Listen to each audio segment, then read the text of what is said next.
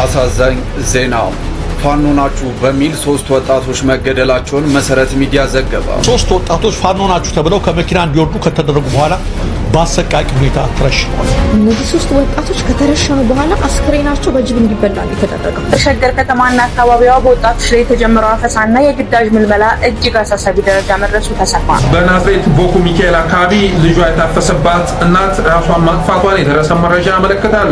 የጥንቃቄ መረጃ አዲስ አበባ ለምትኖሩ ወጣቶችና ጎልማሶች በሙሉ ቡራዩና ካራ ጀሞ አፈሳው ጥፏል። አፈሳ ያስጠላችኋል ማለት ነው። ይሄ ሁሉ መኪና 10 መኪና ምናምን ጦርነት ባህላዊ ጨዋታችን ነው በሚለው ንግግር አሁን ድረስ የሚሄድበት ቦታ ሁሉ ይልሃል። ጦርነት ባህላዊ ጨዋታችን ነው። ከአማራ ሱቅ እንዳትገዙ፣ ከትግራይ ሱቅ እንዳትገዙ ይቅርታ የምትጠይቅበት ነው ወይስ አሁንም በአቋም እንደቀጠለ? መልካም። ይህንን አይ ቲንክ አድሬስ ማድረግ ያለብኝ ጥሩ ጥያቄ ነው። እንኳን ጠየቀኝ። እንዲያውም በዚህ አጋጣሚ እንዳትጋቡ፣ ተፋቱ፣ እንዳትገዙ ያልኮስ ፓርቲ ኦኬ። እሱ ሰላም ጤና ይስጥልን ውድ የቃል ሚዲያ ቤተሰቦች እንደምን ቆያችሁ? እግዚአብሔር ሰላም ከሁላችን ጋር ይሁን እያልን ወቅታዊና አዳዲስ መረጃዎችን ይዘን መጥተናል። ቪዲዮውን ከመጀመራችሁ በፊት ላይክ በማድረግ ጀምሮ እንዲሁም ሐሳብ አስተያየታችሁን የኮሜንት ሴክሽን ላይ ያስቀምጡልን። ቀጥታ ወደ ቪዲዮ እናልፋለን። ሰብስክራይብ ለምንድን ነው የማታደርጉት? አሁን አድርጉ። አሳዛኝ ዜና ፋኖ ናችሁ በሚል 3 ወጣቶች መገደላቸውን መሰረት ሚዲያ ዘገበ። ተመስገን ጌታቸው፣ ይታገሱ አሰግደውና ግዛው ግርማ የተባሉ 3 ግለሰቦች ከተሳፈሩበት የህዝብ ማጓጓዣ መኪና ላይ ፋኖ ናችሁ በሚል ውንጀላ ተገደው እንዲወርዱ ከተደረጉ በኋላ መገደላቸውን የአካባቢው ምንጮች ለመሰረት ሚዲያ ተናግረዋል። ድርጊቱ የተፈጸመው አገና በተባለችው ልዩ ቦታ ሲሆን ወንጀሉን የፈጸሙት የመንግስት ኃይሎች ከአካባቢው የአበሸጌ አገና ፖሊስና ከሚሊሻ አባላት ጋር በመተባበር እንደሆነም ተጠቅሷል። ግለሰቦቹ የተለያዩ ወንጀሎችን እንደፈጸሙና የተያዙትም ከአካባቢው ለማምለጥ በሚሞክሩበት ጊዜ መሆኑንና ከተያዙ በኋላም እንዲረሸኑ መደረጉን የአካባቢው ምንጮች ለመሰረት ሚዲያ ነግረዋል። አሳዛኝ መረጃ እናልፋለን። መሰረት ሚዲያ አሁን እንደዘገበው በጉራጌ ዞን አበሽጌ ወረዳ 3 ወጣቶች ፋኖ ናችሁ ተብለው ከመኪና እንዲወርዱ ከተደረጉ በኋላ በአሰቃቂ ሁኔታ ተረሽነዋል። ተመስገን ጌታቸው፣ ይታገሱ አሰግደውና ግዛው ግርማዬ የተባሉት እነዚህ 3 የአማራ ተወላጆች ከተሳፈሩበት የህዝብ ማጓጓዣ መኪና ላይ ፋኖ ናችሁ በሚል ውንጀላ ተገደው እንዲወርዱ ከተደረጉ በኋላ በግፍ መገደላቸውን በመኪና ውስጥ የነበሩ ተሳፋሪዎች ናቸው የተናገሩት። ድርጊቱ የተፈጸመው አገና በተባለችው ልዩ ቦታ ሲሆን ግድያውን የፈጸሙትም የመንግስት ኃይሎች ከአካባቢው የአበሽጌ አገና ፖሊስና ሚሊሻ አባላት ጋር በመተባበር እንደሆነ ተገልጿል። ንጹሃኑ ዜጎች ከተሳፈሩበት መኪና ከወረዱ በኋላ እጃቸውን ወደ ኋላ በገመድ በማሰር አሰቃቂ እንግልት እንደፈጸመባቸውና በመጨረሻም ጭንቅላታቸውን በጥይት በመምታት በግፍ እንደረሸኗቸው ታውቋል። የግፉ አፈጻጸም ግን በዚህ ብቻ አላበቃም። ገዳዮቹ የሟቾቹን አስክሬን ወደ ትውልድ ቀያቸው ናቻ ቀዲት ቀበሌ ወስደው በመጣል ማንም ሰው አስክሬናቸውን እንዳያነሳና እንዳይቀብር ጥብቅ ክልከላ ጥለው ነበር ሲሉ አንድ የዓይን እማኝ ለመሰረት ሚዲያ ቃላቸውን ሰጥተዋል። በዚህ ምክንያት የተገደሉት ሰዎች እጃቸው እንኳን ሳይፈታ ለ3 ሙሉ ቀናት ክፍት ቦታ ላይ ተጥለው በእንስሳት እንዲበሉ ተደርጓል በማለት ሁኔታውን በሐዘኔታ አስረድተዋል። በአሁኑ ወቅት በተለያዩ የመድረክ ውይይቶችና የምክክር ሂደቶች ስለ ሰላም ቢወራም ከጀርባ ግን የዜጎች ሕይወት በዚህ መልኩ በስውር ማለቁና የሰብአዊ ጥቃት መፈጸሙ ማህበረሰቡን ለከፍተኛ ሐዘንና ስጋት ዳርጎታል ሲል ሚዲያው ዘገባውን ቋጭቷል። እነዚህ 3 ወጣቶች ከተረሸኑ በኋላ አስክሬናቸው በጅብ እንዲበላ ነው የተደረገው። ነገሩ እንዲህ ነው ወገን፣ ሁሌ ታለቅሻለሽ ትሉኛላችሁ። በመካከለኛው ኢትዮጵያ ክልል በጉራጌ ዞን በአበሸጌ ወረዳ በናቻ ቁሊቴ ቀበሌ ልዩ ስሙ አቦ ሰፈር በሚባል ቦታ ነው የተረሸኑት።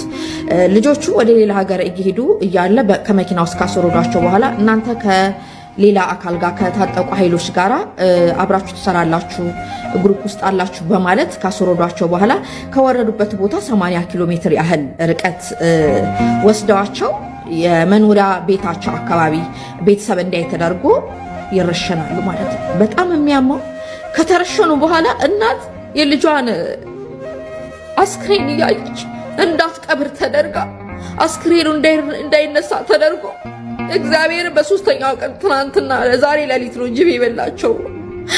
እኔ ማለት የምፈልገው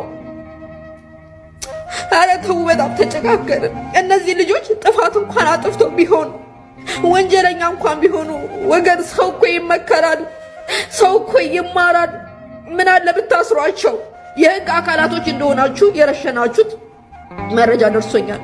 ቪዲዮን 2 ጊዜ ለጥፌ በውስጥ የላኩለት ሰው አለ፣ እምቢ አለኝ ማለት ነው። አስክሬናቸውን አድርጌ ለጥፌ ያው ቲክቶክ ታውቃላችሁ እንደዚህ አይነት ነገር አይፈቅድም እና ሁልጊዜም አካውንቴን እንትን አለብኝ ማለት ነውና እንዴት አድርገው እንደገደሏቸው ብታየው እግዚአብሔር ሰሞን ያስጠላቸዋል ማለት አረ ኢትዮጵያኖች በጣም ተከፋፍ ካጠፉስ እንደው ምን አለበት ብታስሯቸው ምን አለበት ብትመክሯቸው ከክፋታችሁ ከጭካኔያችሁ ጭካኔ እናት የልጇን አስክሬን እያየች እንዳት ቀብር ተደርጋ ጅብ ሲበላባት እናት ወይኔ ኢትዮጵያ ግግምሽ ሞልቶ ፈሰስ እነዚህን የመሳሰሉ ወጣቶች አያጠፉም አይደለም ቢያጠፉ ምን አለ ብታስቡላቸው ምን አለ ለእናታቸው ብታስቡ ኧረ ግፍ ሞልቶ ፈሰሰ ኢትዮጵያ ኧረ እግዚአብሔርም እንደው ዘገየህብን ወይ ቁጣውን አውርድ እንደው እንኳን ያላያችሁት እንዴት እንዳሞቱ እግዚአብሔር እንዴት እንደሚያሳዝኑ እንኳን ደህና መጣችሁ ወንድሞቻችን እሺ እንግዲህ ዛሬ እዚህ ቀጠና ላይ እዚህ ኬላ ላይ ያስቆምናችሁ አጠር ያለ መልእክት ነው መልእክታችን ምንድነው የሚሆነው የመጀመሪያው የትልቅ አውራ ጎዳና ነው አዲስ አበባ ወደ ደሴ ከደሴ ወደ መቀሌ የሚያስገባው ትልቁ አውራ ጎዳና ነው ይሄ መስመር ማለት ነውና ምናልባት በዚህ አውራ ጎዳና ላይ በሸዋ ጠቅላይ ግዛት በአርበኛ መከታው ማሞ የሚመራው ኃይል በዚህ ቀጠና ላይ ቢንቀሳቀሳል ስለዚህ በዚህ ቀጠና ላይ የኛ ልጆች ፍተሻ ላይ ኬላ ላይ ያሉ በእነሱ ላይ እናንተ ላይ ያደረሱት እንግልት ካለ ወይም እናንተ ላይ ያደረሱት ተጽዕኖ ካለ እንደማያደርሱ እርግጠኛ ነን ነገር ግን ምናልባት በስተት የተከሰተ ክስተት እንኳን ካለ ይቅርታ ለመጠየቅና ወደፊት አርመን ለመሄድ ነው ሌላው ምናልባት ያገዛዙ ስርዓት በሚዲያ ላይ እንደምንሰማውና መሬት ላይ ያለው እውነት ሌላ ነው መሬት ላይ ያለውን እውነት ስንነግራችሁ እኛ አሸባሪም አይደለንም ዘራፊም አይደለንም ጽንፈኞችም አይደለንም ግፍ ወልዶን ይወጣል ለሐቅ ለእውነት ይወጣል ልጆች ነው የህዝብ ልጆች ነው የትኛውንም ብሔር የማንጠላ ኦሮሞን ወንድማችን ነው ትግሬን ወንድማችን ነው ሁሉንም ብሔር ብሔረሰብ አቅፈን ወደፊት አባቶቻችን ሲያስተዳድሯት የነበረችውን ሀገር ተረክበን እኛም እንደ አባቶቻችን በሰላምና በፍቅር የምንኖርባትን ሀገር ለመፍጠር ነው የወጣነው እንጂ ሌላ የተለየ አጀንዳ የለም ምናልባት ያገዛዙ ስርዓት ደግሞ ሚዲያ ላይ የሚያወራው ምንድነው ጸረ አማራነት እየሰበከ ምስኪኑ ኦሮሞ ፋኖ ጋር እየመጣ እንዲዋጋና እንጂማገድ በሐሰት ትርክ ሌላውንም ብሔር ብሔረሰብ እንደዛው ማለት ነው ስለዚህ ይሄ የውሸት ፕሮፓጋንዳ ነው እኛ በሃይማኖትም በዘርም በምን ማንከፋፈልም ሁላችንም በኩልነት ይችን ሀገር አብረን መኖር ነው የምንፈልገው ስለዚህ ምንም ሐሳብ እንዳይገባችሁ ምንም ሐሳብ ማለት ነው እውነት ሐቅ ያሸንፋል ነገ ጠዋት ሐቅ ያሸንፋል ከሐቅ ይቺ ምድር ምናልባት ለእውነተኞች ላትደላ ላትመች ትችላለች ነገር ግን ሐቅ ዞሮ ዞሮ ትመነምናለች እንጂ አትበጠስ ስለዚህ በዚህ ትልቅ አውራ ጎዳና ላይ ኦሮሞ ወንድሞቻችን ያልፋሉ ትግሬ ወንድሞቻችን ያልፋሉ ሌላውን ብሔር እንደዛው ስለዚህ ምንም አይነት ተጽዕኖ እንዲደርስባቸው አንፈልግ የሚያደርስባችሁም አካል የለም እኛ ከማንኛውም ብሔር ብሔረሰብ ጋር ግጭት የለንም ጸባችን ከስርዓቱ ጋርና ከስርዓቱ ጋር ብቻ ነው አለቅ ስለዚህ ኬላ ላይ የደረሰባችሁን ግልጽ ካለ ከወዲሁ ሐሳብ አስተያየት እንቀበላችሁና ትኩረታችንን ወደዚህ ወደ አገዛዙ ስርዓት አድርገን ሰላም የሰው ልጆች ሁሉ መኖሪያ ሰላም ነውና ሰላምን የምናመጣው ደግሞ ግዴታ ጦርነት ማድረግ ስላለ በጦርነቱ ነው ዛሬ ሰላም የሚመጣው ማለት ነው ጦርነት መልካም አይደለም በየትኛውም አይነት ጦርነት አይመከርም ለየትኛውም ህዝብ ማለት ጦርነት አስከፊ ነገር ነው ጦርነት አውዳሚ ነገር ወደን ሰው ተገደነ ወደ ጦርነት ይገባል ስለዚህ እንግዲህ ነገ ጧት ላንገናኝ እንችላለን እኛ የክብር ሰማዕትነትን ልንቀበል እንችላለን ነገር ግን የምንሞተውና ሰማዕትነትን የምንቀበለው እዚህ ጋር ያለው ህዝብ ለሌላ ለማንም ማለት ነው ለግል ጥቅም አልወጣ ነው ሁላችንም ቤታችንን ንብረታችንን ጥለን የወጣ ነው ለእናንተ ስንል ነው ምናልባት ዛሬ ላይ ያነጣጠረው አማራ ህዝብ ላይ ቢሆንም እንኳን ነገ ጧት ደግሞ ስልጣኑ ሲያስጠብቅበት የነበረው ኦሮሞ አይለቀው ነገ ጧት ሌላውንም ብሔር ብሔረሰብ እንደው የደረሰን አጭር መረጃ በናዝሬት ቦኩ ሚካኤል አካባቢ ልጇ የታፈሰባት እናት ራሷን ማጥፋቷን የደረሰ መረጃ ያመለክታል ወይዘሮ ምስራች አደም ትባላለች ሲንግል ማሙና ያሳደገችውን ብቸኛ ልጇን ከትናንት ወዲያ ነሐሴ 2 ደጅ ላይ ቁጭ ባለበት መጥተው ሚኒሾች አፍሰው ይወስዱታል እና ልጇን ለማስለቀቅ ብዙ ጥረት ካደረገች በኋላ ትናንት ነሐሴ 3 ቀን ራሷን ማጥፋቷን የደረሰ መረጃ ያመለክታል በጣም ሰቅጣጭ በሆነ ሁኔታ ራሷን አጥፍታ እንደተገኘች ቤት ውስጥ ማለት ነው የደረሰ መረጃ ያመለክታል። ከአሜሪካ ወደ ሀገር ቤት ለግል ስራ የተመለሰው ዲያስፖራ ከመንገድ ታፍሶ እስር ቤት ከገባ በኋላ በደረሰበት ድብደባ ህይወቱ አልፏል ይላል ደግሞ ኤልያስ መሰረት ያወጣው መረጃ። መሰረት ሚዲያ ከአሜሪካ ወደ ሀገር ቤት ለግል ስራ የተመለሰው ዲያስፖራ ከመንገድ ታፍሶ እስር ቤት ከገባ በኋላ በደረሰበት ድብደባ ህይወቱ አልፏል። የዲያስፖራው ስም ጳውሎስ አምባቸው የሚል መሆኑን መሰረት ሚዲያ ዘግቧል። እንግዲህ በዚህ ደረጃ ዲያስፖራን አግተው እስር ቤት እያስገቡ ደብድበው ከገደሉ ኢትዮጵያ ውስጥ የሚኖሩ ዜጎች ላይማ ምን ሲፈጽሙ እንደከረሙ መገመት የሚከብድ አይደለም። ሸገር ከተማና አካባቢዋ በወጣቶች ላይ የተጀመረው አፈሳና የግዳጅ ምልመላ እጅግ አሳሳቢ ደረጃ መድረሱ ተሰማ። በኦሮሚያ ክልል እየተካሄደ የነበረው የወጣቶች አፈሳ በሸገር ከተማ፣ በፉሪ፣ በሰበታ፣ በአለም ገናና በወለቴ አካባቢዎችም ሚሊሻዎች በየመንገዱና በየሰፈሩ በመደበቅ ወጣቶችን በማፈስ ላይ ይገኛሉ። በወለቴ አካባቢ ብቻ በርካታ ሺህ ወጣቶች ታፍሰው ሐረር ዳቦ በሚገኘው ወጣቶች ማዕከል ውስጥ ታጉረው ይገኛሉ ተብሏል። የአካባቢው ነዋሪዎች ወጣቶች ሱቅ ወጥተው እንኳን ዕቃ መግዛት እንዳልቻሉ ምሬታቸውንም ገልጸዋል። ቀደም ሲል በገንዘብ ይለቀቁ የነበሩ ወጣቶች አሁን ግን መጠየቅ እንኳን እንዳልቻሉና ልጆቻቸውን ለመጠየቅ የሚሄዱ ወላጆችም ድብደባ እያጋጠማቸው መሆኑ ተነግሯል። በተመሳሳይ የግዳጅ ምልመላ በትግራይ ክልል እድሜያቸው ከ15 ዓመት ጀምሮ ባሉ ህጻናት ላይ ጭምርም እየተካሄደ እንደሚገኝ የሰብአዊ መብት ድርጅቶች ገልጸዋል። በአማራና በኦሮሚያ ክልሎችን በመሰል አፈሳዎች መቀጠላቸውም ተጠቅሷል።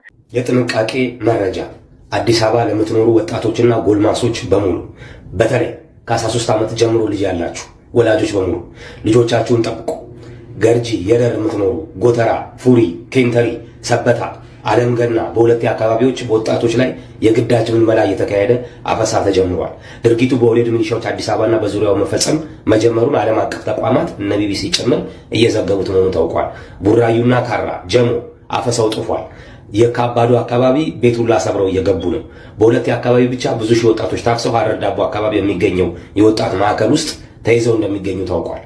ማምሻችሁን ተጠንቅቃችሁ ተጠባብቃችሁ መልእክት ተለዋውጣችሁ ደሩ። መልእክቱ ለእናንተ ነው። ከዚህ በፊት እንዲሁ ነገረናችሁ የተረፋችሁ አላችሁ። ዛሬም ያንኑ አድርጉ። መፍትሄው እነግራችኋለሁ። አሁንም እምቢ ማለት ብቻ። አለበለዚያ አቦ ያመዶ ወንበሩን ለማክረም ምንም አይነት ሜተድ ይጠቀማል። እግዚአብሔር ከእናንተ ጋር ይሁን። ባላችሁበት ሰላም እደሩ። ድል ለሰፊው ኢትዮጵያ ሕዝብ። አብይም ኃይለማርያም መሆን አይችልም። ይህ ሁሉ ስብስብ የአዲስ አበባ ሰልፉ ደግሞ ትልቅ መልእክት ነው ያስተላለፈው። ያ ፍንዳታው ደግሞ ስቴጅ ነው፣ ፎልስ ፍላግ ነው። የአብይን ፓወር ኮንሶሊዴት ለማድረግ የህዝባዊ ድጋፍ ለማምጣት ተብሎ የተቀነባበረ ሴራ ነው። እኔ ልጁን አግኝቼዋለሁ። አፈነዳ የተባለው ልጅ እስር ቤት ሄጄ ነው ያገኘሁት። ብዙ ሰዎች እንዴት መጣህ አሉኝ ያኔ። ይሄ የወጣለት ድፍረት ነው። በደህንነት መስሪያ ቤት በኩል የታሰሩ የትግራይ ተወላጆችም ሄጄ አግኝቻቸዋለሁ። እንዲያውም የደህንነት ሰዎቹ እዛ እስር ቤት የነበሩት አሉላ ይሄ አጉል ድፍረት ነው፣ እዚህ መምጣት አልነበረብም። እነ ክንፈዳኘው አገኘው፣ እነ ቢኒያም ተወልደም አግኝቻለሁ። ይሄ ምን መቼ ነው? 2019 ነው። እነ ሰዓረ ከተገደሉ በኋላ እና አምባቸው ከተገደሉ በኋላ ከዚህ ከአሜሪካ ሄጄ ነው ልጁን አገኘሁት። የኤፍቢአይ ኮፒ ተሰጥቶታል፣ ምርመራ ውጤቱ። ልጁ ከልጁ የተወሰደው ቅንጣትና እዛ የፈነዳበት እንትን ተወስዶ ቼክ ተደርጎ ዲኤንኤ ልጁ ነፃ ሆኗል።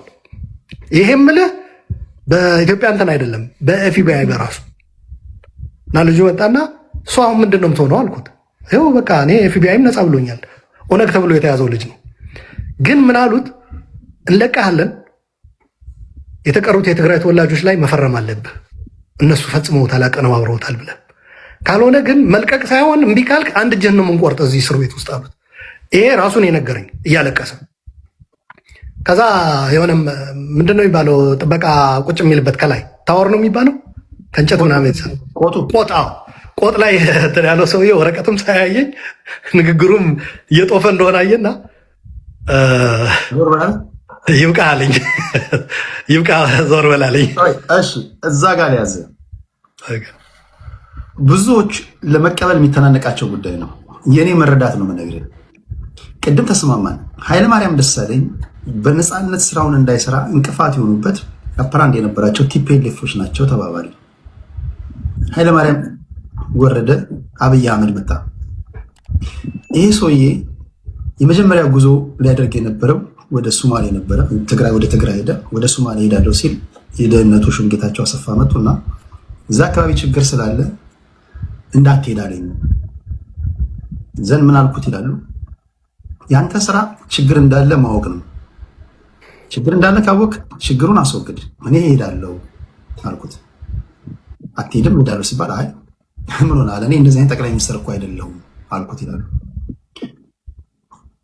ከቲፒኤልኤፎች ጋር የቲፒኤልኤፍ የበላይነት የነበረበት ሰዓት ላይ ከመጣ የሰውዬ ከቲፒኤልኤፎች ጋር መተናነቁ ምን የሚያስገርም ነገር አለው? የተናነቀውስ ምን ተማምኖ ነው? አንዳንዶች በእኔ እምነት ሰው የወጣበት ማህበረሰብ ነው። እንደምታውቀው የኢትዮጵያ ፖለቲካ የብሔር ፖለቲካ ነው የሚቀነቀነው። ኃይለማርያም ደሳለኝ ከወላይታ ማህበረሰብ የወጡ ሰው ናቸው። በንጽጽር በቁጥር እናወዳድር ካልን ጠቅላይ ሚኒስትር አብይ አህመድ ከኦሮሞ ብሔር የወጡ ሰው ናቸው። እንደ ፖለቲከኛ ይገባል። የተለያዩ ጨዋታዎችን ሊጫወቱ ይችላሉ። አንዳንድ ጊዜ የተፈጥርና መንግስት የተነካ ብለው ምናምን ጃስ ምናምን ሊያስብሉ ይችላሉ። ኦኬ አብይ አህመድ በዚህ ደረጃ ልበ ሙሉ ሆኖ እኔ ኃይለማርያም ደሳለኝ አይደለሁም ያለበት ንግግር ቲፒኤልኤፍ የበላይነት ነበረው ብለህ ካመንክ ከቲፒኤልኤፎች ጋር መላተሙ ትክክል አይሆንም። ምክንያቱም በኃይለማርያም ቦታ ላይ ሽፈራው ሽጉጤን ብታመጣ አብይ አህመድ ሊሆን አይችልም። ደመቀን ብታመጣ አብይ አህመድ ሊሆን አይችልም። አብይ አህመድ ምንድን ነው በዚህ ደረጃ ጠንካራ ያደረገው? አሁን ምን መሰለህ የተሰባሰበው ኃይል ቲፒኤልኤፍ እንዲቀበል አስገድዶታል። ፓርላማ ላይ እኮ ሹመት ተደረገ በስነስርዓት። እነዛ ሽፈራው ሽጉጤ ይሰበስባቸው ነበር ብለህ ታስባለህ? ኖ አሁን ምን መሰለህ አይዲያው ነው የተያዘው፣ አይዲያ ነው እዛ ላይ የተያዘው አይዲያ። ሌሎችም እኮ አርኪቴክቶች ነበርን የዚህ ሂደት ባለቤቶች ነበርን ብለዋል በወቅቱ። ቃላቶች መሰነጣጠቅ አልፈልግም፣ እኔ እዛ አልገባም። እና የየድርሻችን አለን የሚል አካል አለ። ኦሮማራ ውጭ ፈጠር ነው እንደዚህ ቄሮን ያንቀሳቀስን እኛ ነን፣ እንደዚህ ነገሮች አሉ። ፋኖም በፋኖ በኩልም የሚሉ አሉ። ግንቦት ሰባቶችም እንኳ በአቅማቸው እኛ ነን የኛ እንትን ነው ብሎ ያው ኢዜማ በኋላ የሆኑት እነሱም ሻዕቢያን አግባብተን ሮድማፕ ጭምር ያመጣን እኛ ነን፣ አብይ እንዲጠናከር ያደረግነው እኛ ነን ይላሉ። ይህ ሁሉ መሰባሰብ አብይ ያመጣው ወይም የአብይ ጥንካሬ አድርጌ አይደለም ወስዶ ይሄ አልሄድም አለው። እኔ ኃይለማርያም አይደለም እሱ እኔ አላቅም፣ ምን ያክል እውነተኝነቱ እርግጠኛ አይደለም። ምክንያቱ አላቅም፣ እዛ ላይ እንትን ማለት ማተኮር አልፈልግም።